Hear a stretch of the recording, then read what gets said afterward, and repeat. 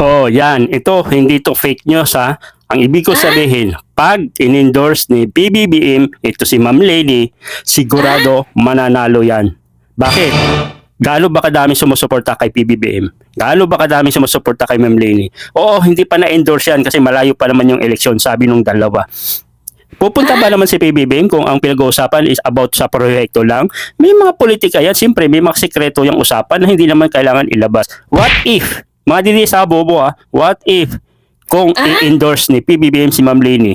Tingin nyo, huwag nyo sabihin hindi mananalo pa rin. Kayo mga suporta ni Ma'am Leni, PBBM, what if pag in-endorse ni Ma'am Leni, ano sa tingin nyo? Mananalo or mananalo? Sigurado mananalo yan. Pero yung mga DDS, iiyak yan. Pag in-endorse ni PBBM, naku, magwawala na naman si Sara. Baka magulat na lang, nandun na sa pintuan ng bahay ni Ma'am Leni si Sara. Isuportahan mo ako, wag si PBBM. Ganun ang mag-iiyak yan si Sara. Sigurado yan. Ngayon, kagawin ng mga DDS ng bubo, bakit lagi ako nakabubo ng DDS? Sadya naman bubo ang mga DDS, hindi marunong research eh. Ngayon, sisiraan nila ngayon si Ma'am Leni, no? Gagawa ng mga kalukuhan. Ganun ang mga ugali ng DDS. Aminin mo kung DDS ka, aminin nyo.